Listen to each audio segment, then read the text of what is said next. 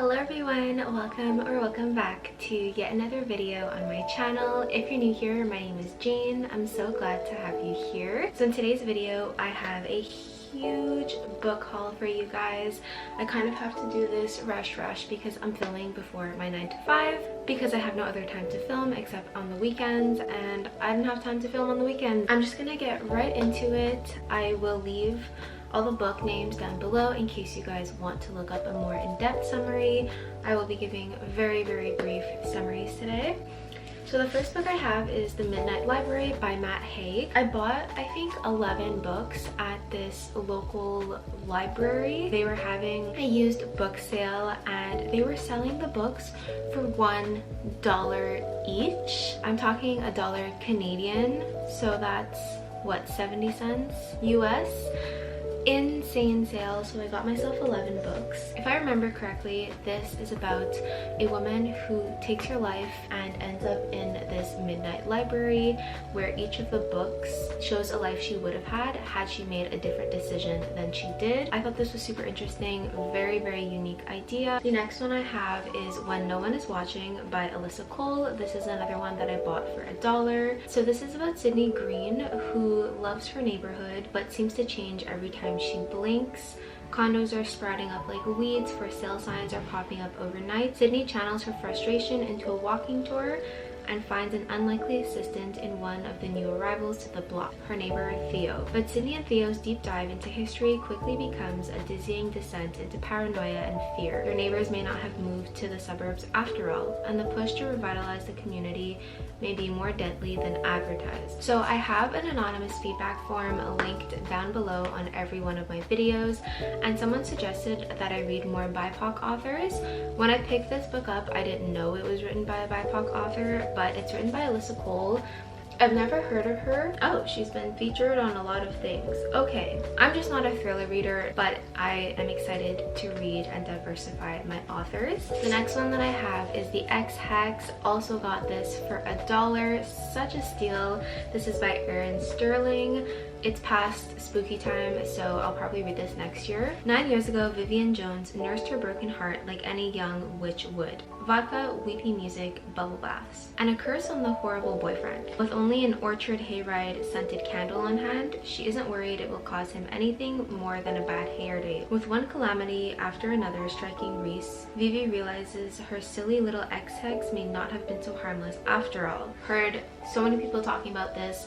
I don't remember if it's good or bad. I can't wait to read it. The next one I picked up, also from the bookstore I was talking about, is Four Dead Queens by Astrid Schult. I don't think it's ever been read. So this is about 17-year-old Coralie Corrington, who may seem harmless, but is in fact one of Quidara's most skilled thieves and liar. Varen, on the other hand, is an honest, upstanding citizen. She steals a package from him. When Varen attempts to retrieve the package, he and Coralie find themselves entangled in a conspiracy that leaves all four of Quidara's queens dead. Sounds super interesting. I honestly just bought this for the cover because the cover is just all the vibes. The next one I got is The Butterfly House by Katrine Engberg.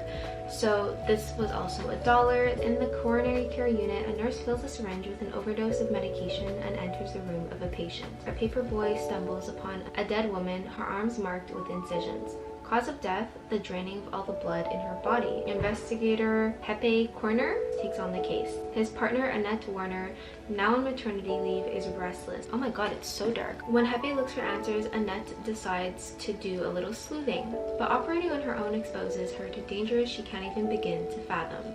As the investigation ventures into dark corners, it uncovers the greed beneath the surface of caregiving institutions. I feel like this is set in Germany. Another thriller to add to my thriller pile. Then I have Get a Life, Chloe Brown by Talia Hibbert. I've heard mixed things about Talia, so this is another BIPOC author. I actually didn't mean for this to happen, but this haul has a lot of BIPOC authors featured in it. So this is about Chloe Brown. After almost, but not quite, dying, she's come up with 7 directives to help her get a life, and she's already completed the first, finally moving out of her glamorous family's mansion. The next items: enjoy a drunken night out, ride a motorcycle, go camping, have meaningless but thoroughly enjoyable sex, travel the world with nothing but hand luggage, and do something bad. But it's not easy being bad, even when you've written step-by-step guidelines on how to do it correctly. What Chloe needs is a teacher, and she knows the man for the job.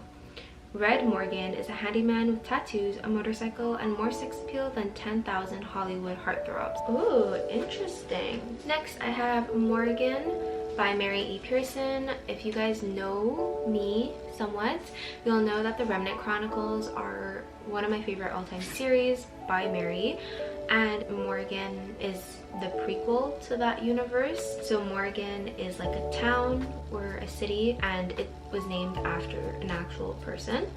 So apparently this is a special edition. I found this at Winners for a whopping $7.99, which I think I've calculated is like $5 US, but it is a really stunning cover. It's not my style. Next book I have is These Violent Delights by Chloe Gong, another BIPOC author. I got this at Winners for $7.99, hardcover, brand new, perfect condition, between two gangs who run the streets red. At the heart of it all is 18-year-old Juliette Kai, a former flapper girl who has returned to begin her duties as the proud heir of the Scarlet Gang. Their only rivals in power are the White Flowers, who have fought the Scarlets for generations, and behind every move is their heir Roma Montagov, who was Juliette's first love until he betrayed her. But when gangsters on both sides start clawing their own throats out, the people start to whisper of a contagion. As the deaths stack up, Juliette and Roma must set their guns aside and work together no matter their personal grudges. I heard it was a Romeo and Juliet retelling. Very, very glad I finally got my hands on this. I have never read any story that features Chinese or Asian characters, surprisingly enough, so this will be my first one. Then I got The Bodyguard by Catherine Santer, also from Winners for $9.99 Canadian. I don't think I have to explain because it's so popular. It's about Hannah Brooks. She's an executive protective agent, aka bodyguard, and she just got hired to protect supranational actor Jack Stapleton from his middle-aged corgi breeding stalker. Jack Stapleton's a household name, but a few years back, in the wake of a family tragedy, he dropped from the public eye and went off the grid. He doesn't want his family to know about his stalker or the bodyguard thing. And so Hannah, against her will and better judgment, finds herself pretending to be Jack's girlfriend as a cover. Heard amazing things about this. Very excited that I finally got my hands on it. Then I have the Kingdom of the Wicked series special edition, inspired by Alexa Ray. I saw her take these off her shelf during her physical TBR video, and they were absolutely stunning. I had to get my hands on them. All I know about this series is that it has to do with maybe the Prince of Hell, or it takes place in hell, and two witch sisters in which one of them dies. Take that with a grain of salt, that could be completely wrong. Let's verify. One night, Victoria misses dinner service. Amelia soon finds the body of her beloved's twin, desecrated beyond belief. Devastated, Amelia sets out to find her sister's killer and to seek vengeance at any cost. Then Amelia meets Wrath, one of the wicked princes of hell she's been warned against in tales since she was a child. Wrath claims to be on Amelia's side, tasked by his master with solving a series of women's murders on the island. When it comes to the wicked, nothing is as it seems. Okay, I was pretty correct. This sounds really good. Gotta wrap this up. We're gonna do some speedfire book haul here. So I have the next 3 books that are part of a series. It's Fire, Bitter Blue, Winterkeep by Kristen Kishore. I have The Graceling, which is the first book. That one is about a woman who has a grace, which is a talent or a skill where she can kill people very easily.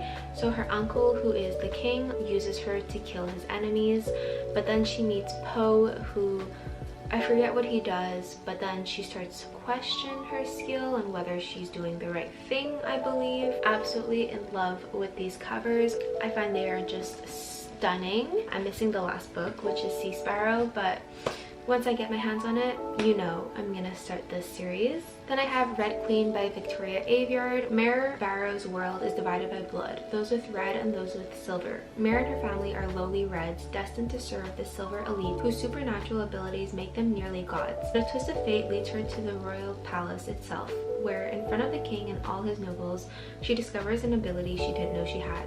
Except her blood is red. To hide this impossibility, the king forces her into the role of a lost silver princess and betroths her to one of his own sons. Oh, it's her debut novel. This, plus the other 3 books I just showed you, were thrifts. I used to have the biggest fear of buying books secondhand because I like my books to be pristine condition. I don't mind it as much now. It's cheaper, you save the trees. The next one I have is The Final Gambit by Jennifer Lynn Barnes. I've been waiting for the paperback version to come out for me to be able to read the series, because I absolutely hate when my books are a mix of paperback and hardcover when they're part of the same series. This one came out recently. So this is about Avery Gams, who is set to inherit millions and millions of dollars from this grandfather who died, who she doesn't know and has no connection to that she knows of. And so the only condition that the grandfather had was that she live in the mansion with all of his relatives and all of the brothers, and they're trying to figure out who the hell this girl is. Last two books and then I gotta leave for work. So I have The Upside of Falling by Alex Light. Didn't know this was a Wattpad book, but it is. And it's been years since 17-year-old Becca Hart believed in true love, but when her former best friend teases her for not having had a boyfriend, Becca impulsively pretends she's been secretly seeing someone. Brett Wells has it all. As captain of the football team and one of the most popular guys in his school, he should have no problem finding someone to date, but he's always been more focused on his future than who to bring to prom. When he overhears Becca's lie, Brett decides to step in and be the mystery guy. Acting like the perfect couple isn't easy though, especially when you barely know the other person. A very basic premise, fake dating story. The last book is a book that doesn't seem very me, but it's called The Second Life of Muriel West by Amanda Skenendorf. So this is about the 1920s in Los Angeles, where a socialite, Muriel West's days are crowded with shopping, luncheons, and preparing for the myriad glittering parties she attends with her actor husband, Charlie. She's been too busy to even notice the small patch of pale skin on the back of her hand. The diagnosis, leprosy, is devastating and unthinkable. Muriel is exiled to rural Louisiana, for which she hopes will be a swift cure. But the hospital at Carville turns out to be as much a prison as a place of healing. Deaths far outnumber the discharges, and many patients have languished for years. How can she bridge the divide between woman, wife, and mother she was, and the stranger she has become?